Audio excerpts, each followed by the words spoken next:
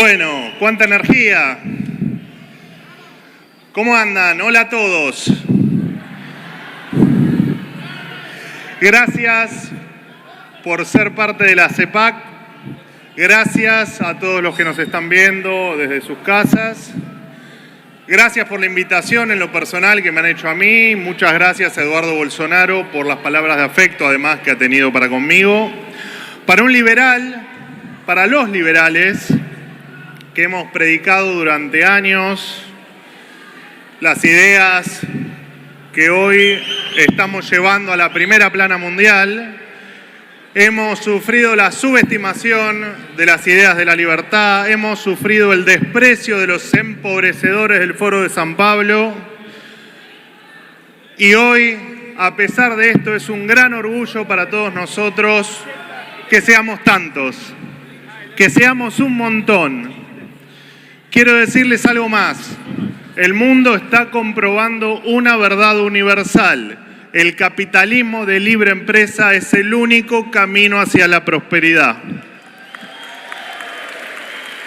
Hace 20 años, hace 2 décadas, cuando el socialismo se esparcía por la región de la mano de populistas como Chávez, Kirchner y tantos otros que ustedes seguramente conozcan, nos conducían al abismo. El capitalismo, la libertad, la meritocracia, el esfuerzo, el progreso eran palabras prohibidas para todos nosotros. Hoy, gracias a ustedes, gracias a cada uno de ustedes, los adultos, los jóvenes y los niños saben que el capitalismo es lo que nos va a llevar a la libertad.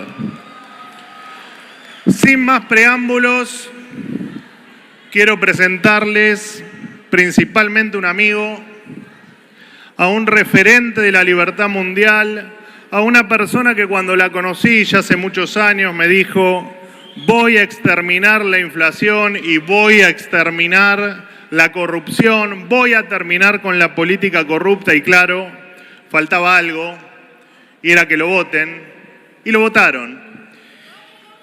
Él es economista, es el primer presidente liberal libertario de la historia de la humanidad, primer argentino en desafiar a la casta corrupta y empobrecedora, es el primer presidente en decir verdades frente a la miseria planificada del Foro Económico de Davos, y esto lo digo como argentino, es finalmente quien nos va a sacar de tanta decadencia, de tanta miseria y de tanto populismo. Señores, el mayor exponente de la libertad en Argentina y a nivel mundial, con ustedes, el presidente de la Nación Argentina, el doctor Javier Gerardo Milei.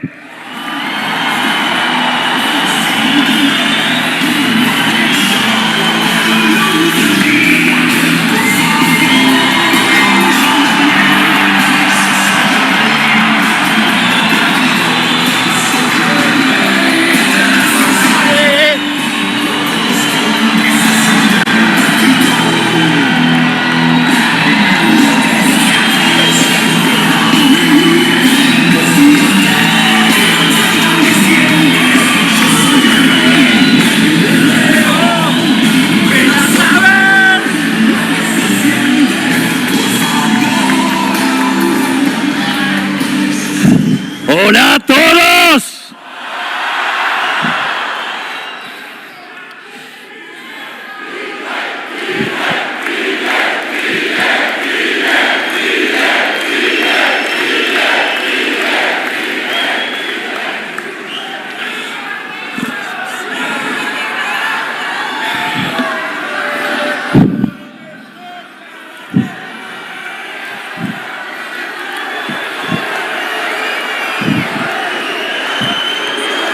La casta y los socialistas tienen miedo.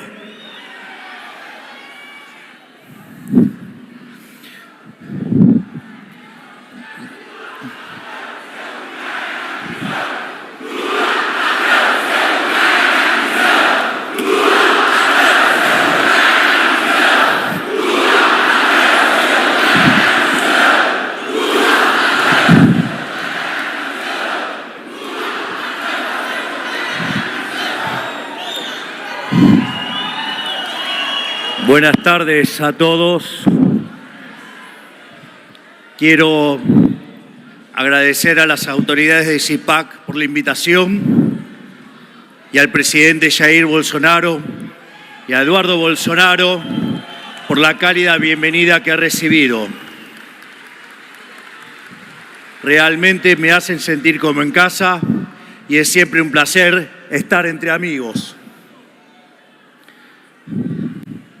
Hoy quiero hablarles de la receta económica y cultural del socialismo en América Latina, sobre que ellos están equivocados y nosotros tenemos razón, y si cómo se está librando la batalla por el destino de la Argentina desde que asumimos la presidencia. Si analizamos los distintos casos de gobiernos socialistas o de izquierda en América Latina en los últimos 20 años, encontrarán seguramente una serie de denominadores comunes que aparecen en conjunto y que constituyen una verdadera receta del desastre, tanto en lo económico, en lo social, en lo político y en lo cultural, porque hay una relación de causalidad entre todos estos elementos y no es una mera coincidencia.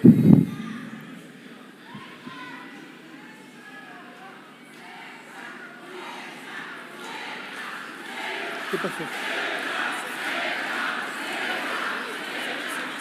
Por favor, tomen asiento para que los que están atrás...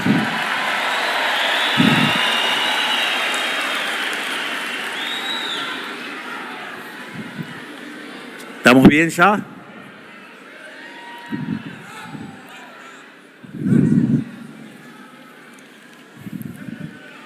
En primer lugar, es notable que los socialistas comienzan con un periodo de bonanza económica en un contexto de cuentas públicas ordenadas y precios internacionales de commodities altos.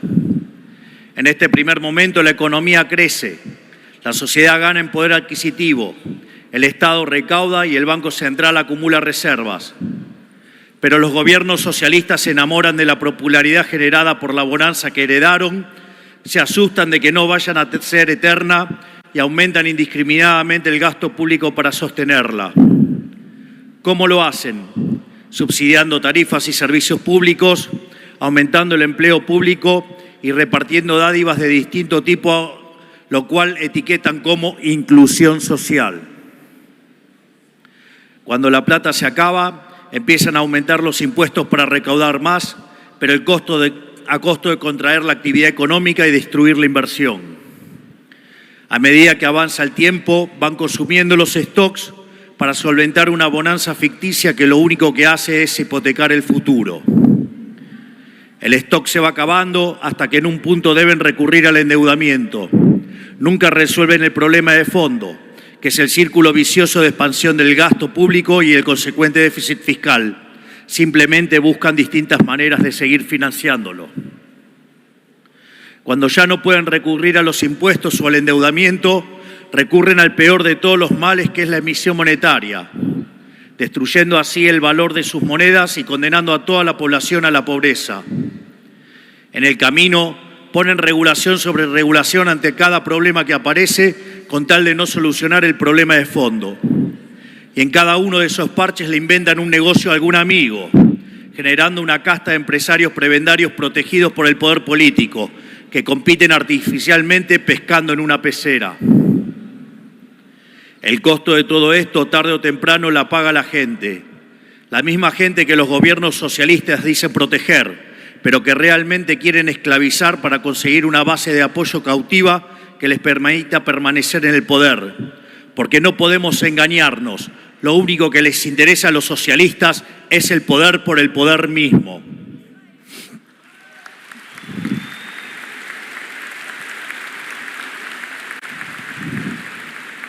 La consecuencia es que la gente termina pagando en inflación desenfrenada lo que le regalan en subsidios y termina pagando en bienes más caros y de peor calidad la política de protección industrial y manufacturera que los gobiernos promueven para beneficiar a sus amigos.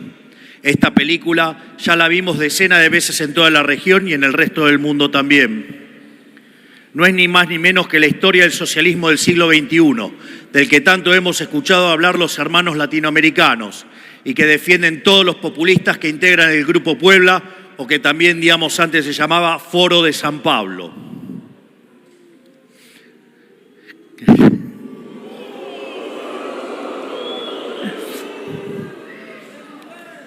No hace falta que les cuente en detalle cómo la aplicación de esta receta del desastre funcionó en la Argentina en los últimos 100 años y en particular en los últimos 20. Alcanza con recordar que tuvimos déficit fiscal 113 de los últimos 123 años, que nuestros políticos irresponsablemente multiplicaron nuestra base monetaria 25.000 trillones de veces en los últimos 70 años. Y esto no es una hipérbole, es un dato duro. Alcanza con recordar que de 1975 para acá, el porcentaje de argentinos por debajo de la línea de pobreza se multiplicó por 10, que tenemos el mismo PBI per cápita que en 2007 y que la economía formal no genera empleo genuino desde hace más de 10 años. Y basta con ver, con mucha bronca, que mientras nosotros nos hundíamos, el resto de los países que tuvieron economías más liberales progresaron. Pero aún así, dentro de lo que es el derrotero de casos de estudio del socialismo latinoamericano, la catástrofe argentina puede ser tomada como un caso intermedio. La pregunta es ¿por qué? Porque por más que lo intentaron, nunca lo lograron llevar el programa socialista a sus últimas consecuencias, porque nunca pudieron terminar de subyugar a la sociedad, porque encontraron un límite en un pueblo rebelde que vela por su propia libertad, que protege con uñas y dientes su propiedad de las garras confiscadoras de los políticos y que se resiste a ser dominado.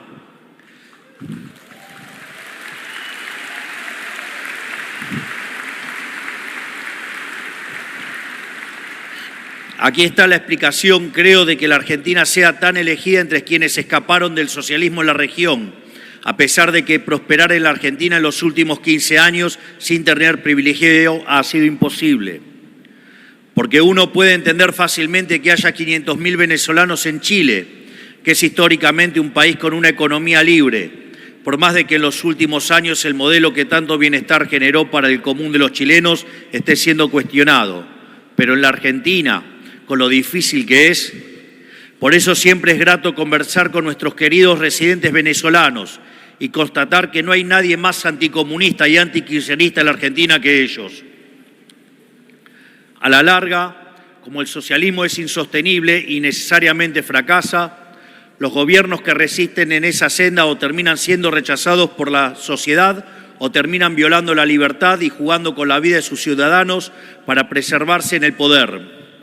Una y otra vez la historia demuestra que los mismos que se llenan la boca hablando de la democracia, de pluralismo y de opresión son los que están dispuestos a torcer las reglas e inclusive interrumpir el orden constitucional para trincherarse en el palacio cuando el pueblo reclama un cambio.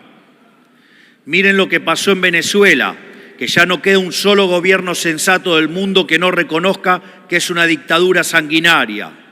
Miren lo que pasó en Bolivia en 2019, cuando Evo Morales se obstinó con un tercer mandato inconstitucional. Miren la persecución judicial que sufre nuestro amigo Jair Bolsonaro aquí en Brasil.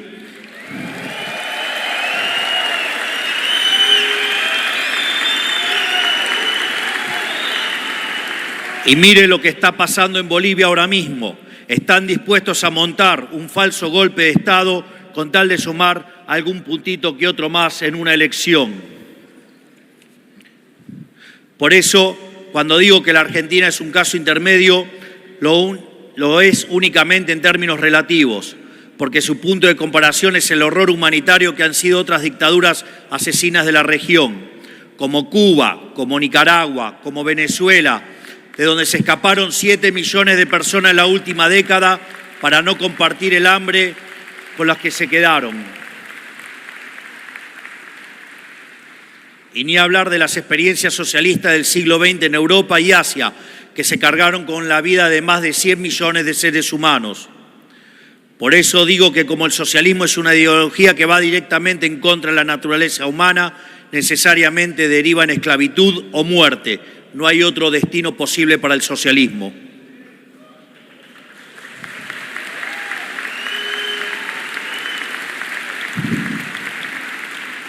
Pero obviamente el descenso al socialismo no ocurre de la noche a la mañana ni sale de un repollo. Nada de esto es posible sin un esfuerzo cultural constante por esmerilar a quienes defendemos el libre mercado, el capitalismo y a los valores que hicieron de la civilización occidental la punta de lanza de la historia del progreso humano. Esfuerzo que lamentablemente muchas personas de poder e influencia en el mundo libre han tomado como dado. Solo fíjense las ideas que defienden muchos organismos supranacionales, las ONG, las instituciones educativas y la industria del entretenimiento y los medios de comunicación. Uno se pregunta, ¿por qué lo hacen? En algunos casos lo hacen desde un lugar bien intencionado, en el afán de ser buenos o solidarios. En muchos casos también porque son socios hipócritas y viven del financiamiento que el socialismo le permite.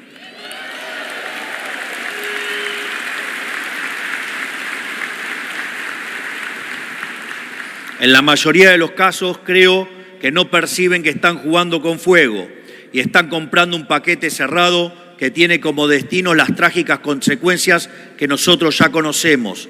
No se dan cuenta de lo destructivo que puede llegar a ser implementar las ideas del socialismo porque lo sienten demasiado lejos. Pero hay que comprender que la combinación entre buenismo y dirigismo conduce al peor de los lugares. Los buenistas se piensan que de las buenas intenciones y la empatía se derivan los buenos resultados y tienen el hubris de pensar que dirigiendo el comportamiento de cada integrante de la sociedad se puede combinar un comportamiento conjunto más eficiente. Hasta se jactan de que lo pueden hacer de manera óptima.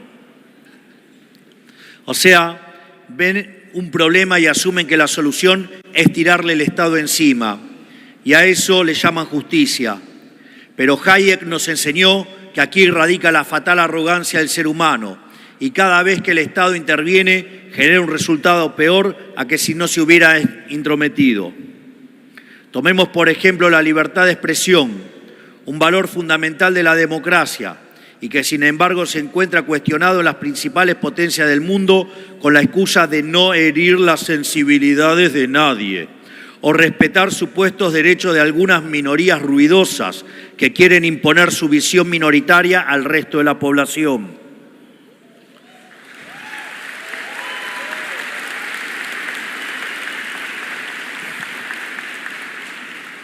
La historia del mundo es testigo de que este tipo de comportamiento decanta en censura y opresión, y sin embargo, cada vez es más frecuente escuchar cómo en países que uno creía respetaban los principios básicos de la democracia, se cometen aberraciones en materia de libertad de expresión y censura.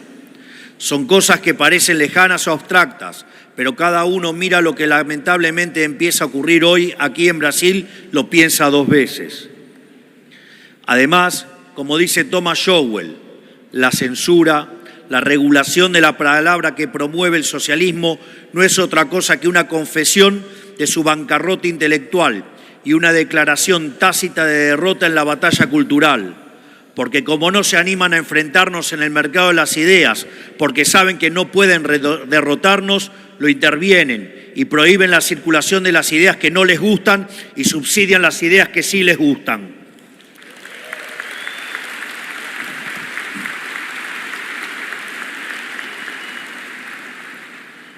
Es momento de que recuperemos el concepto de justicia, del que ellos se creen los dueños, pero que realmente han manchado. Porque la justicia de ellos es de la fatal arrogancia, y en nombre de la justicia, que ellos llaman justicia social, han cometido las atrocidades más injustas. En nombre de la justicia, han expropiado riqueza que costó generaciones construir. En nombre de la justicia han inventado mercados cautivos para empresarios amigos. En nombre de la justicia han violado una y otra vez los derechos fundamentales de la persona. En nombre de la justicia le han quitado a unos para darles a otros, que casualmente son sus hijos o sus amigos.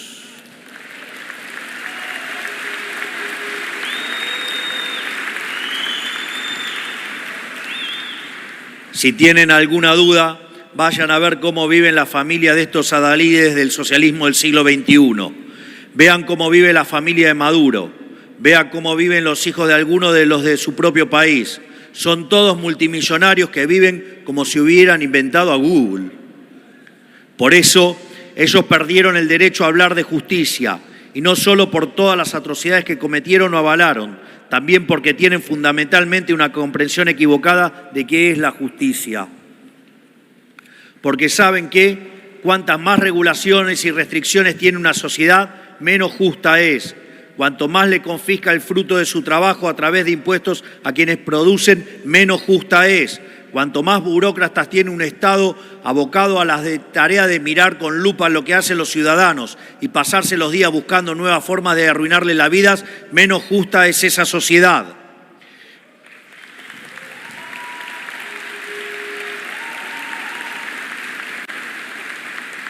Incluso, cuanto más leyes tiene un país, menos justo es, sobre todo si se trata de leyes que ponen en cuestionamiento los pilares de nuestra sociedad y de nuestro derecho constitucional, que son la defensa de la vida, la libertad y la propiedad.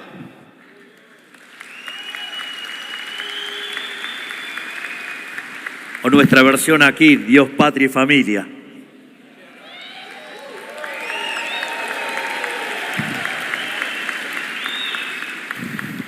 Porque justicia no es que todos seamos iguales.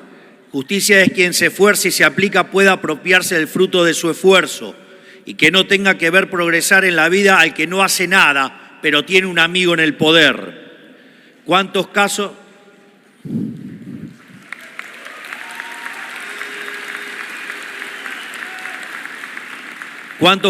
hemos conocido nosotros, los hermanos latinoamericanos, de gente que se ha hecho millonaria de la noche a la mañana solamente por ser amigos del poder?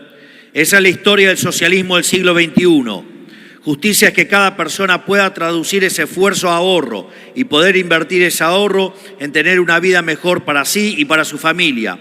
Justicia es poder aplicar una vida mejor y que realice ese plan sea posible. En definitiva, justicia es que cada uno sea dueño de su vida, o como decimos nosotros, que cada uno pueda volver a ser el arquitecto de su propio destino. Eso sí es justicia.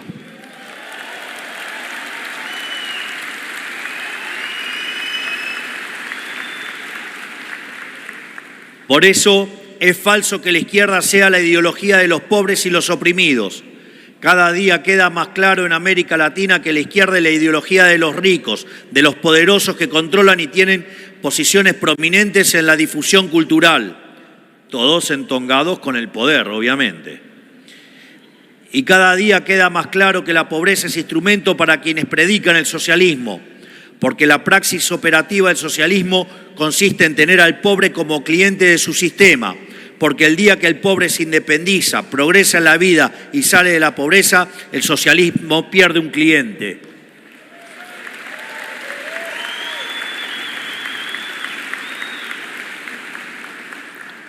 Pero obviamente quieren que les cuente algo de Argentina. Es imposible desconocer que hoy en la Argentina soplan vientos de cambio. Digamos, ustedes conocen la historia argentina muy bien. ¿Se imaginaron alguna vez que iban a ver a alguien como yo sentado en el sillón de Rivadavia? ¿Se imaginaron que iban a escuchar a un presidente argentino defender las ideas que defiendo yo con la convicción de cambio radical que tengo yo? ¿O se imaginaron alguna vez un liberal libertario presidente de un país?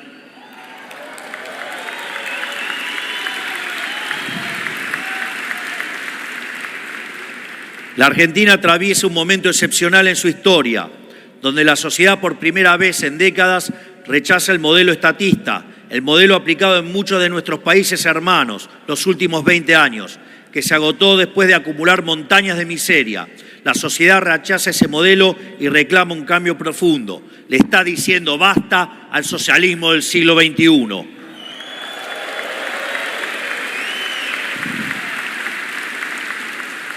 Pero incluso después de todo el daño que han hecho los socialistas, después de dejar un país con 15 puntos de déficit consolidado, ahogado en deuda y sin credibilidad crediticia, y que hubo que rescatar de una inminente hiperinflación, después de todo eso siguen haciendo lo imposible para boicotear la única salida al desastre que ellos mismos generaron. A esta altura del partido, a 7 meses de haber asumido el comando de la nación, somos el gobierno que más palos en la rueda ha recibido de la historia. Y queda claro que no van a titubear en oponerse a todo lo que intentemos, sin importar cuánto los argentinos de bien necesiten y demanden esos cambios. Por eso han hecho lo imposible para boicotear la desregulación del mercado laboral que impulsamos. A pesar de que la Argentina necesita más trabajo y de mejor calidad, no menos. A pesar de que está claro que la única forma de que haya más y mejor trabajo es con más y mejores empresas. Y para que haya más y mejores empresas, contratar tiene que ser una opción viable, no un acto de caridad. Aún así se oponen.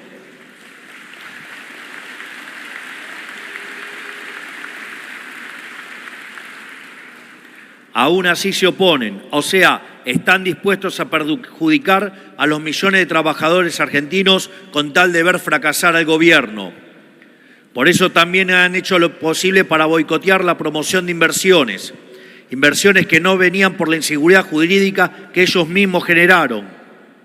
Hay que recordar una obviedad: sin inversión del privado no hay actividad económica genuina y no hay inversión privada si no es rentable para una empresa invertir. Punto. De modo que o no comprenden una premisa básica de la economía, los cuales los vuelve incapaces de gobernar el país, como ya lo demostraron, o están activamente tratando de boicotear al gobierno y asegurarse de que haya un fracaso. Pero todo esto no debe ser una sorpresa para nosotros, porque en el fondo ellos no solo prefieren que nosotros fracasemos, no solo les conviene electoralmente que fracasemos, sino que lo necesitan en un nivel vital.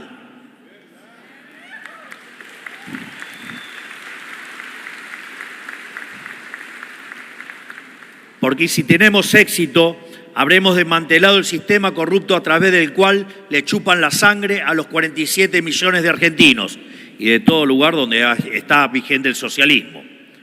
Por eso no pueden permitir que a la Argentina le vaya bien, porque ellos saben que si a la Argentina le va bien, a ellos les va mal. Por eso el nivel de obstrucción que ellos presenten será proporcional a la profundidad del cambio que nosotros queremos realizar. Y ya venimos viendo lo que están preparados para hacer para evitar que salgamos adelante. Lo hemos visto en toda la región, lo hemos visto en Chile, lo hemos visto en Brasil y lo estamos viendo en Argentina. Ellas están dispuestos a tomar el camino de la violencia y la extorsión para obstruir los cambios que reclama la sociedad. Por eso nos hicieron el paro general más rápido de la historia a pocas semanas de haber asumido, como respuesta a nuestro plan de estabilización y nuestro proyecto de desregulación económica. Y por eso hace algunos días enviaron un pequeño ejército a sembrar el caos en las puertas del Congreso, incendiando autos y vandalizando la ciudad en busca de extorsionar a los legisladores para que rechazaran nuestras reformas. Pero ¿saben qué? Hemos logrado aprobar la reforma del Estado laboral y económica más importante de la historia argentina.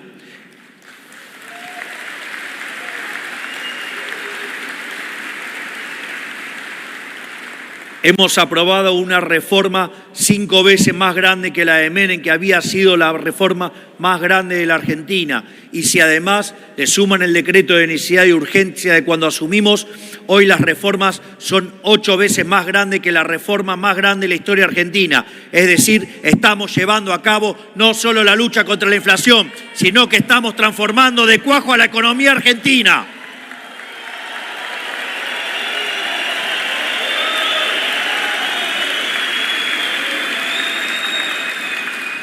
Y quiero decirles algo, vamos a salir de la miseria, les guste o no a los socialistas, con su apoyo o sin su apoyo, porque la gran mayoría de los argentinos eligió el cambio de régimen profundo que nosotros prometimos en campaña y lo eligió con el resultado electoral más holgado en décadas.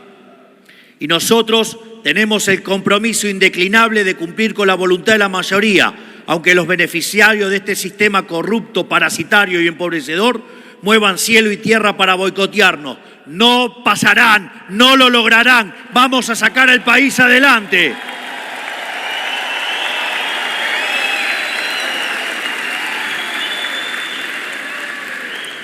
En este sentido, quiero agradecer a todos los que están aquí hoy, que han venido a escucharme y a escuchar a todos los que defendemos las ideas de la libertad. Quiero decirles que soplan vientos de cambio en el mundo, que las ideas del socialismo empobrecedor han fracasado y la gente lo sabe. La gente sabe que el socialismo es siempre y en todo lugar un fenómeno empobrecedor y violentamente asesino, y por eso se están extinguiendo y los vamos a sacar a patadas de todos lados donde estén.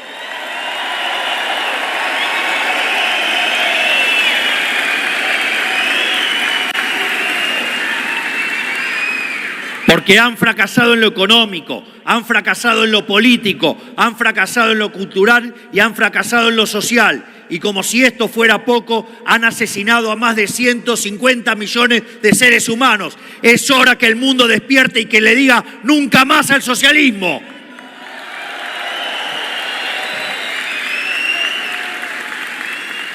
Porque el socialismo es la ideología del resentimiento, la envidia y el odio. Pero además de todo eso, el socialismo es la idea del fracaso. Nadie sabe más de esto que nosotros, los hermanos latinoamericanos. Pero ese viento de cambio que empezó en Argentina y hoy recorre el mundo, llegará a cada rincón a donde la libertad esté reprimida. Porque la historia del ser humano es la historia de la libertad y no hay nada ni nadie que pueda detenerla.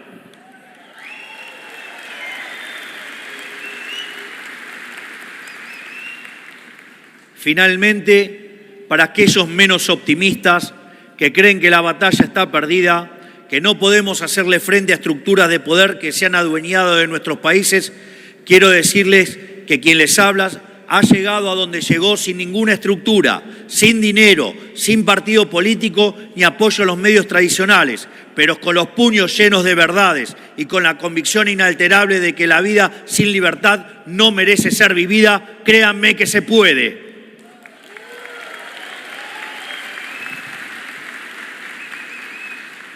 Así es que hoy quiero decirles, confíen en ustedes mismos, háganse dueños de su destino, den la pelea en cada rincón en donde sea necesario y tengan fe que si lo hacen con convicción lograrán el objetivo. Porque como dice el libro de los Macabeos, la victoria en la batalla no depende de la cantidad de soldados, sino de las fuerzas que vienen del cielo. Y esto recién comienza. ¡Viva la libertad, carajo! ¡Viva la libertad, carajo! ¡Viva la libertad, carajo! Muchas gracias a todos.